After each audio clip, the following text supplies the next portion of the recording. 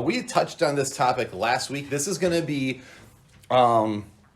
my very last argument for God's existence from the idea of general revelation. Just the things that we have, that everyone has in front of them, that we can say is true, right? Like this, hey, these are things that we know, these are things that are observable, things like that. So we went through the kalam, right? The first cause, everything that begins must have a cause. We went through design.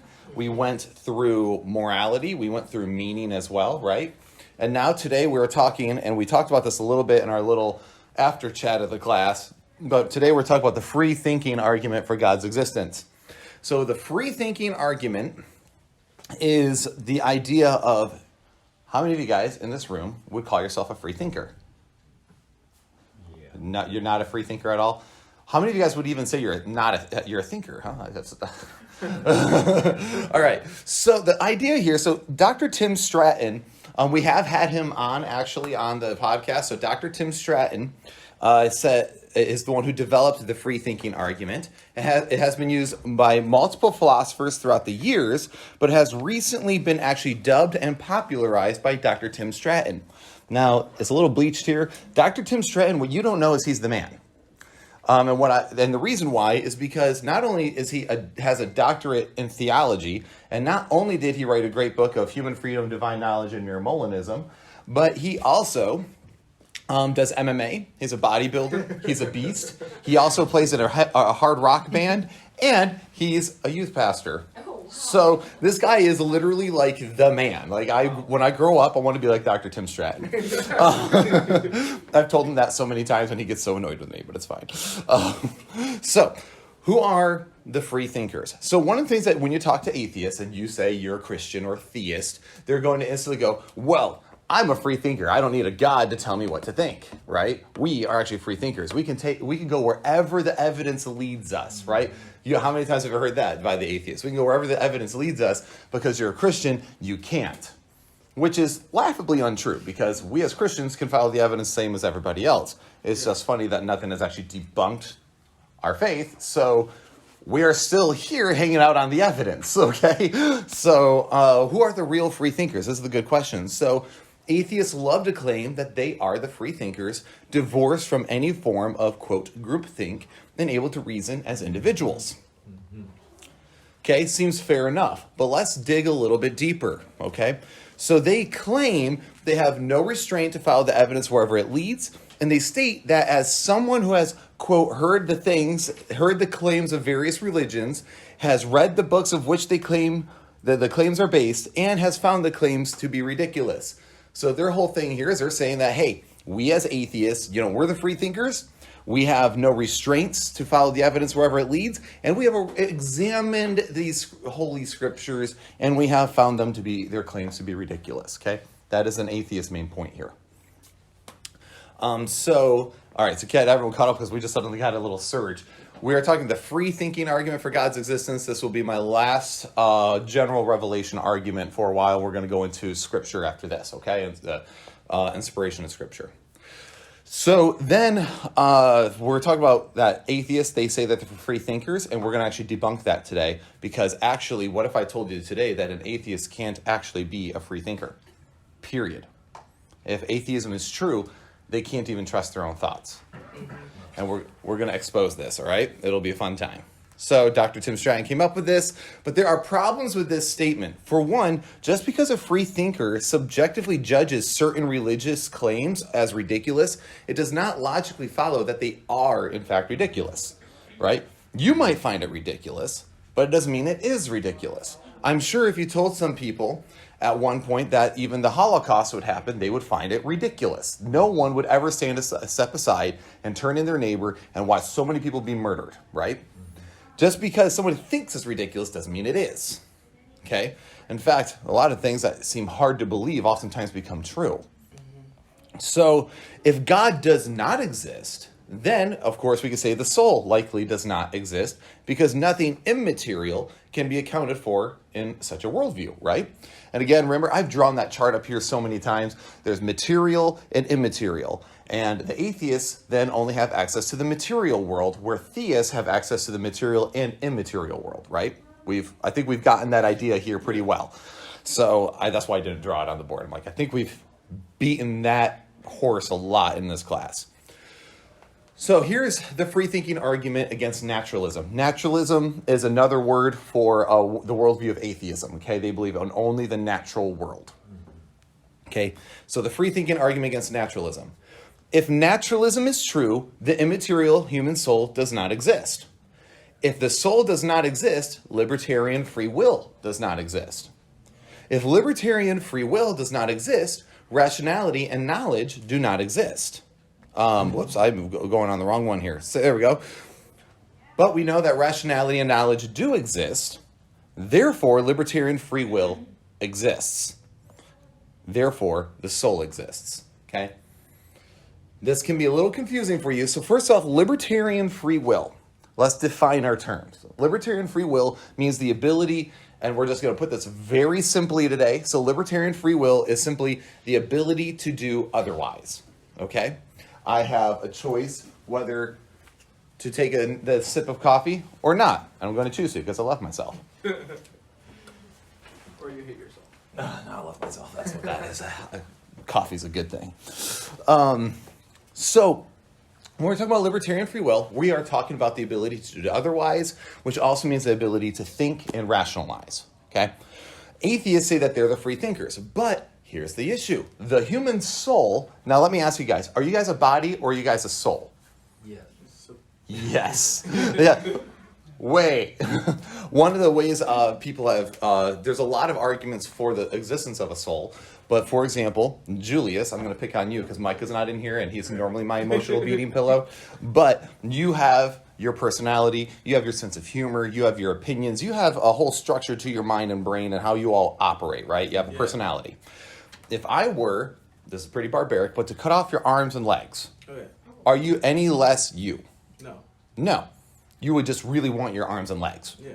Right, correct. So that the whole idea there is, again, there is a soul there. So there's a human body and there's a human soul. And there's a lot of debate and arguments over how those interact. I'm not going to get into that today. The whole point is that there is a soul. I know. Hey, man, look. I can only cover so many arguments 1 week, all right? So, therefore, if we know that's true, so if we know that, okay, naturalism is true, immaterial human soul does not exist. If the human soul does not exist, libertarian free will does not exist. If libertarian free will does not exist, rationality and knowledge don't exist. But we do know rationality and knowledge exist. Why? Because you guys are here rationalizing, thinking, and operating here. Therefore, libertarian free will must exist. Therefore, the soul exists. And therefore, naturalism is false. Yeah. Okay? Because there is something else going on. Now, we're going to break this down a little bit more because some people might disagree with the premises, right? And these are all premises. So we're just going to break it down a little bit and I'll just talk about it for a little while. But the best explanation for the existence of the soul and or libertarian free will is God. Okay? And we're going to break this down a little bit here. So, premise 1, if naturalism is true, nature is all that exists. Okay? Premise number 2, that was premise 1. Premise 2, if all that exists is nature, then all that exists is causally determined by the laws of nature and conditions of the Big Bang. Causally determined means that when whatever was the first cause also determined what will be. Okay? So in other words, if the Big Bang was the creative event and there is no soul, there is no immaterial world at all, then you have no access to the immaterial and you're always stuck with the natural, and therefore everything that exists is predetermined by the conditions of the Big Bang, okay? Which means we're all subjected only to that, okay? We're going to get into this a little bit deeper. This is going to be a little bit more straining on the brain, but it's actually a very strong argument for God's existence.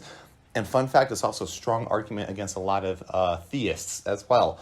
And we're going to talk about them today too. Is this what philosophers call the essence?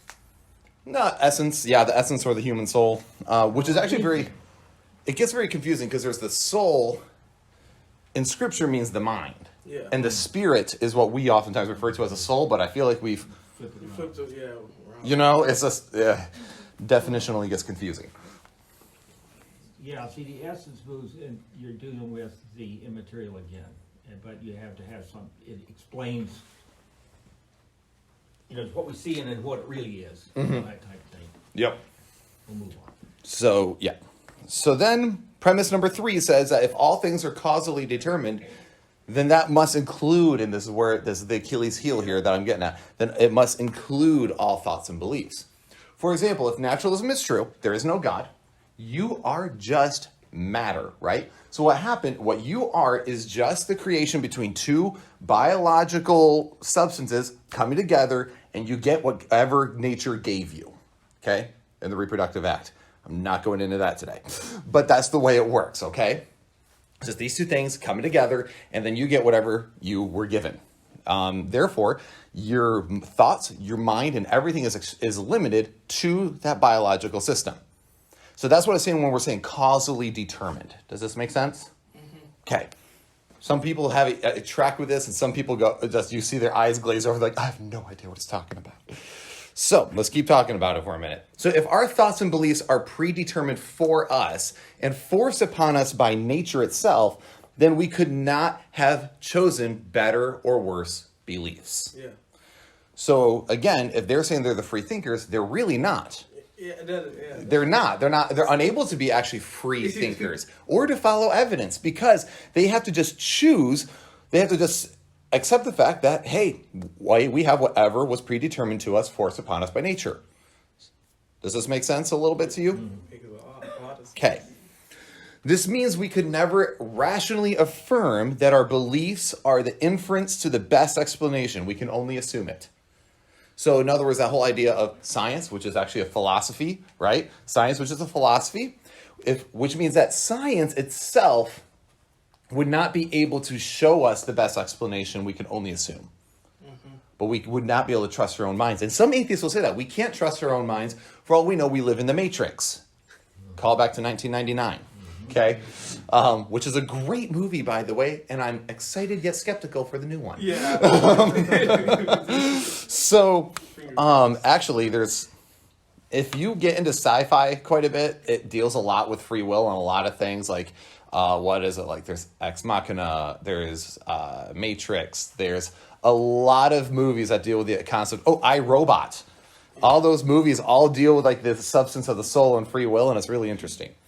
Especially as like a philosophy guy, I always love it when people interact with that in movies. So free thinking, argument, and epistemology. Now, epistemology is a big word, but epistemology simply means the study of knowledge. Okay, there's two big words you'll hear me say in here regularly now at this point is epistemology or epistemological, and then ontology or ontological. I don't have ontology in here, but ontology deals with the nature of the universe and the study of the universe, essentially, not as in like an astrophysicist, but as philosophically an ontological structure. And then there's epistemology, which is the study of knowledge. How do you know? I hit a guy who was arguing with me with that once, and I just went, well, how do you know that you know? And he's like, what? I'm like, well, how do you know that you know? And then he's like, are you saying truth is not discoverable? I'm like, no, I'm saying it is, but in your worldview, it's not. And we had a really interesting conversation. Then he actually was like, it was fun. So knowledge, okay?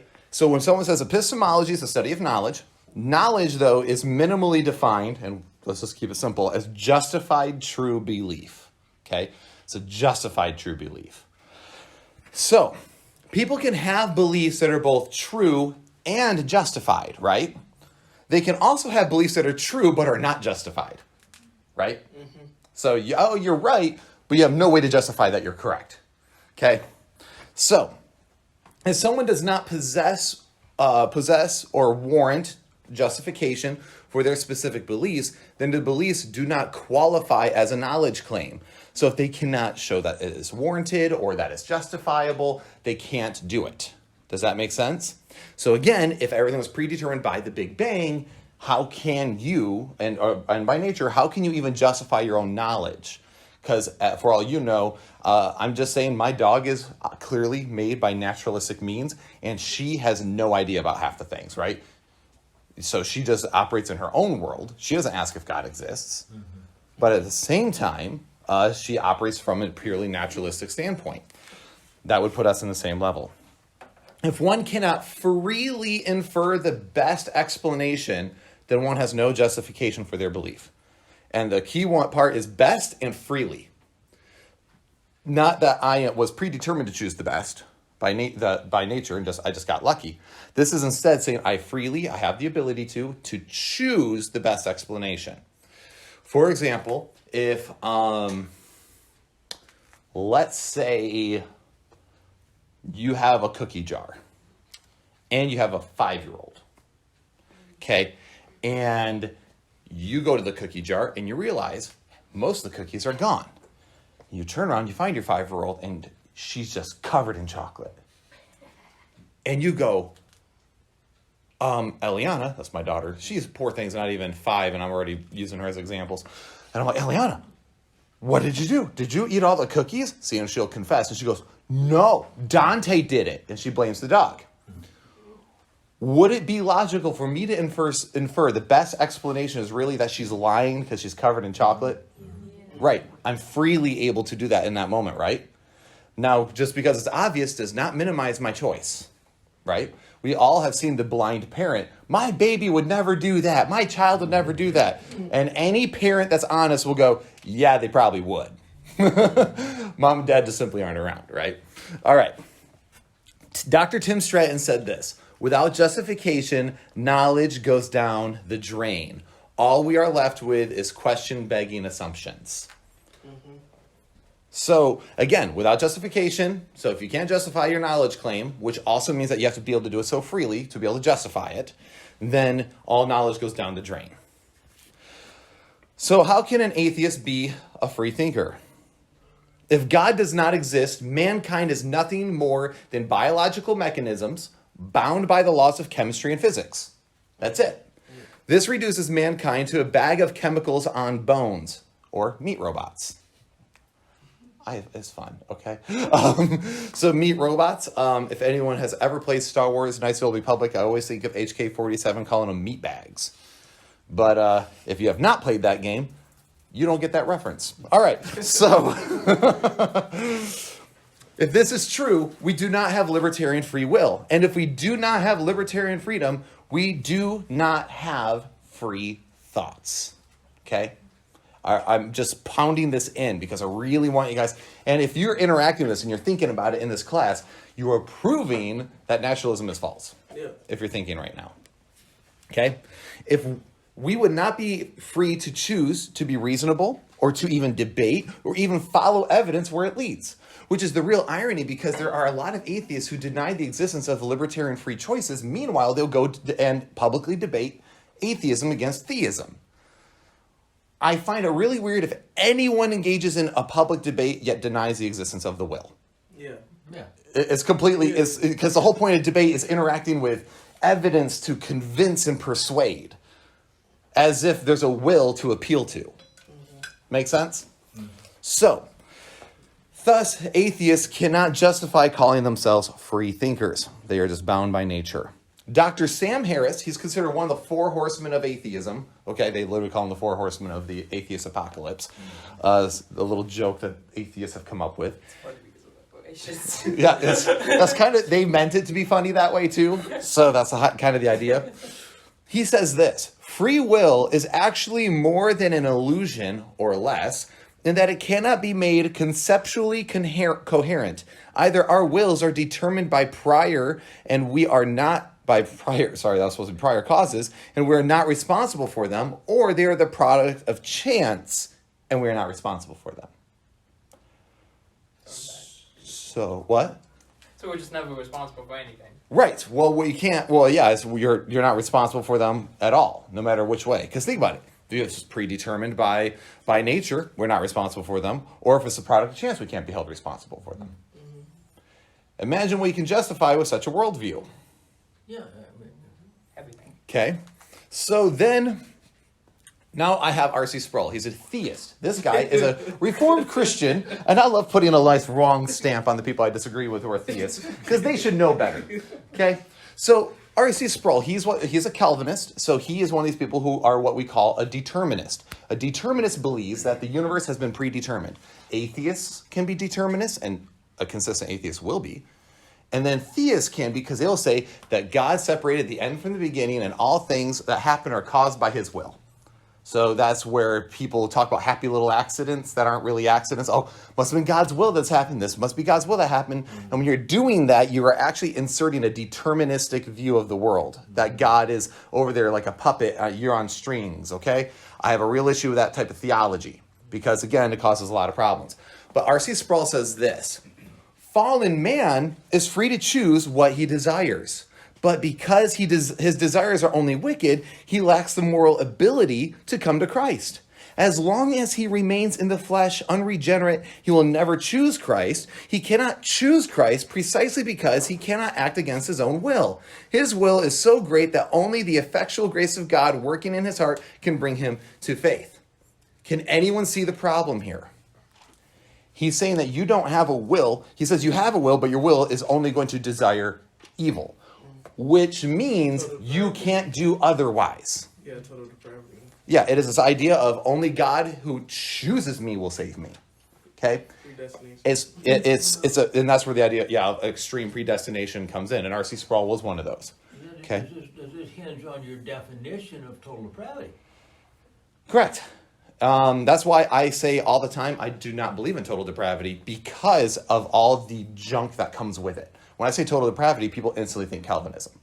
Oh. And I disagree. So I hate caveating. I believe that mankind has a fallen nature. And I'll just say something more along that line. Just because I don't want to deal with all the baggage that can come with a particular term. You know what I mean? That's my thing. My definition of total depravity, I'll just throw it out there, but you may want to move on. I see depravity as the sin that permeates every area of our life. Mm-hmm. That doesn't mean we're controlled exclusively that by we're it. so sinful that we can't realize our sin. But in every area of my life, I know sin's going to creep in here somewhere. Right. That's my idea of what total depravity is. I would agree that would be very similar. Yeah, and that's what the Jews, we're going to, for 2 seconds, the Jews believed in what's called the Yetzer. The Yetzer is the Hebrew word for desire. There's the Yetzer HaTov and the Yetzer Hara. And one is the evil desire, and one is the good desire. And they say, because of knowledge of good and evil, we have both. But as soon as you do evil, because you have that evil desire now, you what? Are a sinner. So it's kind of the idea there. That's why all have sinned, because we all have it, and you're all going to fall into your desires. But this also explains why atheists can do that, which is morally good, because they have the same yetzers as we do. So, Is McCarthy the same as Sproul? who? McCarthy? Oh, yeah, Like John. John Oh, MacArthur? John Micmac. Yeah, John MacArthur. Yes, yes. Him and Sproul actually. Yes, they agree. That's why I am again. I have a lot of respect for MacArthur, but I greatly disagree with his soteriology. And yeah, he is. Yep. All right, and then his R.C. Sproul Jr. says this: I am not accusing God of sinning. I am suggesting that He created sin. Wow. Never mind. That's an oxymoron. So you see how determinism can cause problems. And especially if you're a theist who believes it. You're saying, oh, no, God isn't sinning. He just created sin. Okay, great. I didn't make the murderer. I just showed the murderer how to do it. Yeah. It's basically like, oh, no, I just hired the assassin. Okay? I didn't kill him. I just hired him. You see, what kind of convoluted garbage is this? Yeah. So now, some of you guys might be wondering how that is talked about. I'll go ahead and I'm going to walk over to the whiteboard. This is going to be a little easier. How did evil happen? Well, of course, free will, right? Choices. But you have to understand, this line is going to be God's being. All that is good flows from Him. The Jews call it the front sight of God. Okay? Now, some things don't translate well in our modern vernacular, because then they also talk about, then, if all that is good flows from the front side of God, then therefore the back must come from the back end of God, or the back side of God, as they call it. So in other words, anything opposite of God's nature is sin. That's the point, okay? So just so everyone's aware that that's the best explanation of that is whenever you're going against the will of God, you're going on the back end of God, okay? So I don't know if that diagram helps, but it's kind of a good way to put that. So let's talk about actual decent theists and theologians. C.S. Lewis said this: If a man is free to do good, to be good, he is also free to be bad. And free will is what has made evil possible. Why then did God give them free will? Because free will, though it makes evil possible, is also the only thing that makes possible any love or goodness or joy worth having. So, because again, if my wife, okay, so one of the other things that people will say, well, because remember, actually, let's go back real quick. So R.C. Sproul here says that it's your greatest desire, right? And your greatest desire is always sin. You're always going to be evil. And so therefore you need God to use his irresistible grace to hijack your will, give you a new will, regenerate you so you can put your faith and trust in him and be good. Okay? So if that's what you believe, I'm going to give you guys an example of how silly this is. Brian, I'm going to pick on you because I like you. So you and Amanda have been married for a while, right? Mm-hmm. How many years? 24. You've been married for 24 years. Mm-hmm. Okay. Did your wife choose to marry you? I'd say yes. Oh, yeah, right. Now, and one of the... I mean, there's some mind control now. So now one of the things that probably makes your marriage so precious is the fact that you chose her and she chose you. And then throughout your entire marriage, after having gremlins like Kara, and I'm just kidding. Why did you pick on her? I don't know, because Kyle, I mean, look at him. He's a nice guy. I'm questioning you still. I'm just kidding. She has literally like watched my child and has allowed me to have date night, so I should be nice to you. So, but one of the things that makes it special is the fact that you chose her and she chose you. Therefore, when you guys go through life together, you guys are choosing still to be with each other. Now, let's say instead that Brian was a total loser. Okay? So, and he couldn't, not only was he a loser, but he was so scared to talk to a girl that when he would talk to one, he'd pass out. So, but he couldn't help but keep seeing Amanda going, man, she's gorgeous, she's beautiful, she's wonderful, she's lovely, she's sweet, but I'm so scared. So instead, he goes to Severus Snape, okay? We're jumping into Harry Potter world. And he gets a love potion, okay? And he slips it into her drink, and suddenly she drinks it, and now her greatest desire is to be in love with Brian. And he's like, yes.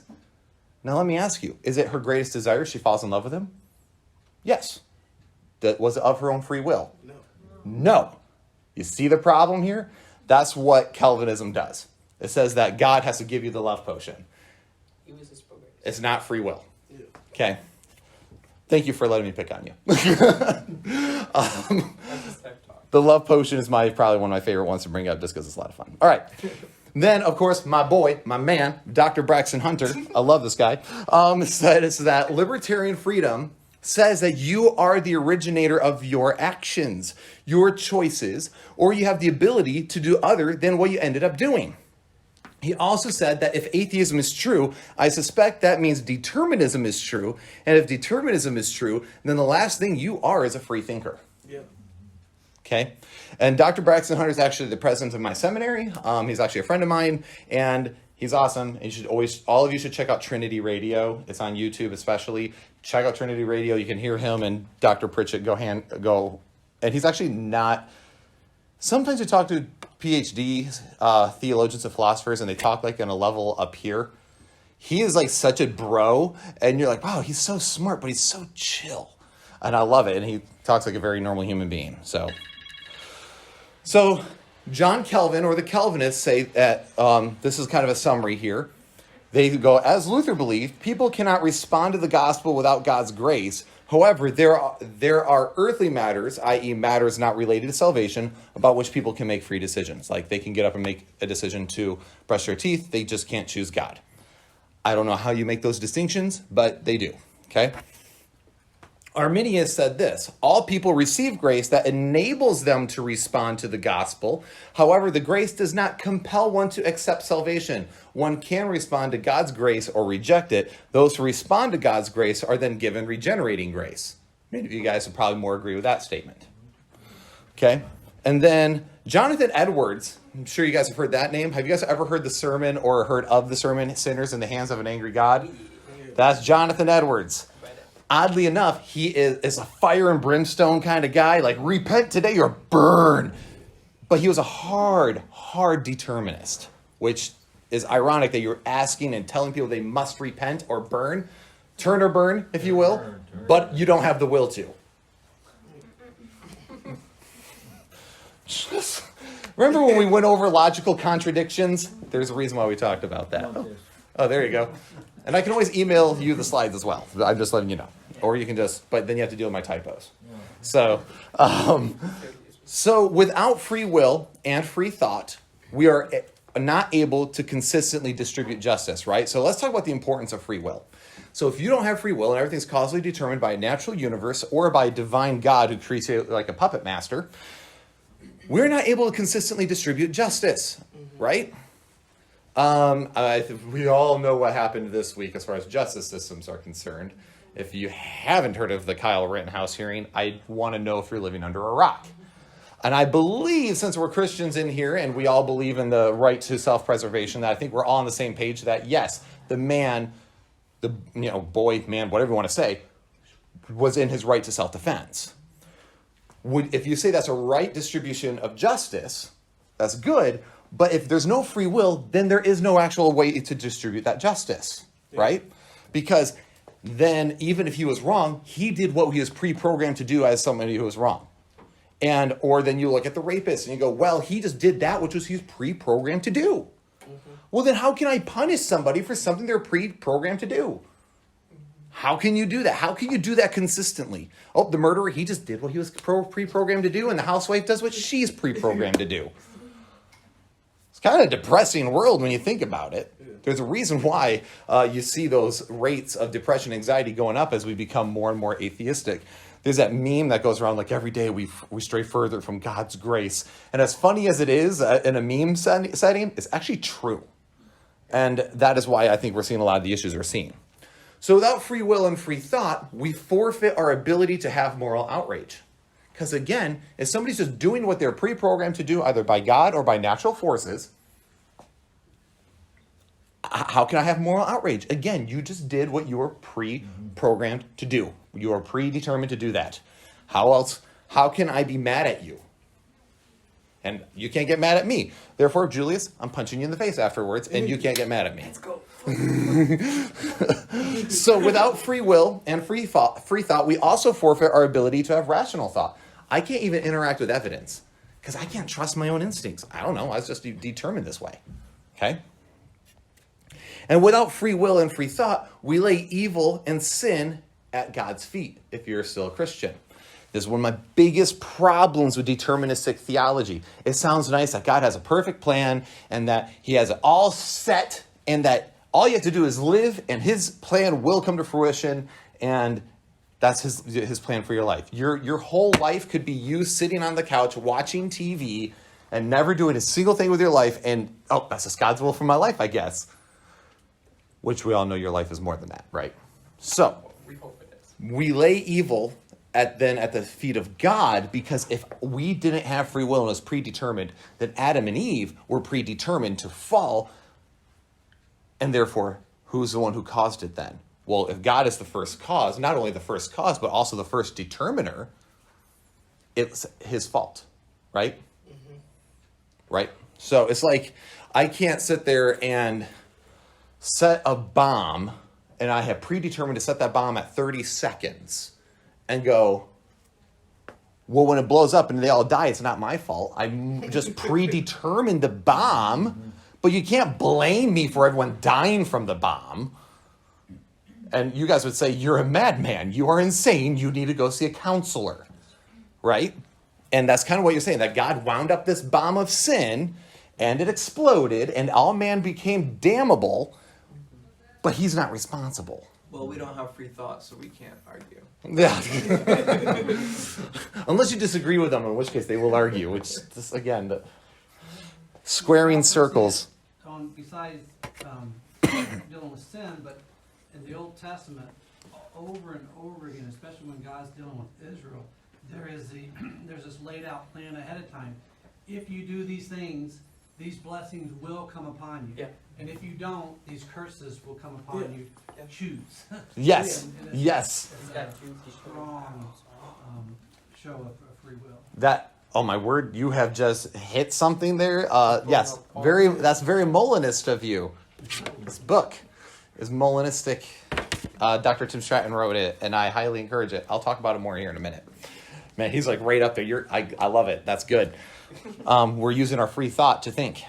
So, without free will and free thought, we sacrifice the very mechanism by which our humanity is often defined too, right?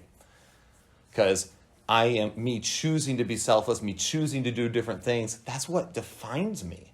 Is when I wake up in the morning, and y'all heard my sermon last week, okay? And when I wake up in the morning, all the things I've experienced in life, and when I stand up in the morning and go, I'm not going to be defined by those things that happened to me. That right there is something that makes me beautifully human, right?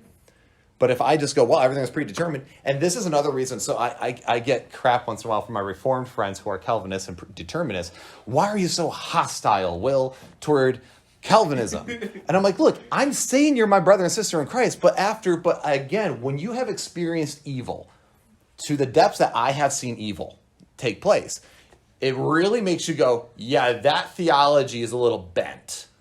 That there's no way I could say that a loving God caused this because he loved me. What?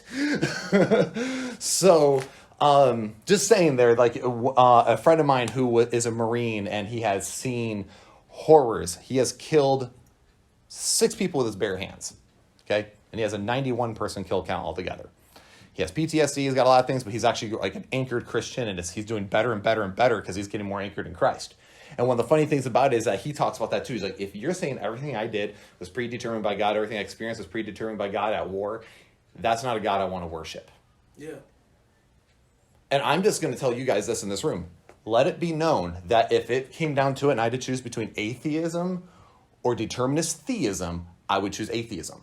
Yeah. Because I'd rather accept a meaningless world than a God that would allow, and not just allow, but make such things happen. You see the problem here? It's funny how it goes against, I mean, I see even everyone in this room going, yeah, that goes against all moral intuition. Mm-hmm. And that's because it does, okay? It does. And that's good. I'm glad, all right? And here's the real irony. We've already talked about it a little bit in here. So the irony is to reason with someone and to try to convince them that they do not, in fact, possess free will. I will never get past the irony. So you cannot deny the existence of the will while simultaneously appealing to it, okay? And that's one of the things I always tell people, like, you can't deny the existence of the will while also appealing to my will. Can't do that. Humans possess the ability to rationally affirm knowledge, as one would have to offer knowledge to the contrary. And if one rejects knowledge, why should anyone listen to his arguments or what he claims to know? Well, we can't know. Okay, then why would I want to know that we can't know? I already know that. Well, we can't know. Yeah, well, you can't know. How do you know that? That sounds like a knowledge claim. It's just like the person who goes, truth does not exist. And you go, is that true? I didn't think about that one. You know, it's just, and I know I'm being silly here, but that's what it's as absurd. It's as absurd. So in this quote here, I wanted to pull up page 169. And this is a great book, by the way. So Dr. Tim Stratton used to be a determinist. He used to believe that all things were, it's called exhaustive divine determinism. In other words, God just determined that you just scratch your nose right there. Okay? It is that determined. Like, he used to be that. But then as he studied scripture, he changed. And so the first half of this book is all these great theologians throughout the years that were determinists. And then he destroys it in the second half of the book. And he became what's called a Molinist, which is recognizing the choices, the if, this, then that statements. So he's quoting Dr. Craig here, Dr. William Lane Craig, and he says this, and this is what Dr. Craig says. This sort of dizzying, self-defeating character to determinism, for if one comes to believe that determinism is true, one has to believe that the reason he has come to believe it is simply that he was determined to do so. One has not, in fact, been able to weigh the arguments pro and con and freely make up one's mind on that basis. The difference between the person who weighs the arguments for determinism and rejects them and the person who weighs them and accepts them is wholly that one was determined by causal factors outside of himself to believe and the other not to believe. When you come to realize that your decision to believe in determinism was itself determined, and that even your present realization of that fact right now is likewise determined, a sort of vertigo sets in. For everything that you think, even this very thought itself, is outside of your control. Determinism could be true, but it is very hard to see how it could ever be rationally affirmed, since this affirmation undermines the rationality of its own affirmation.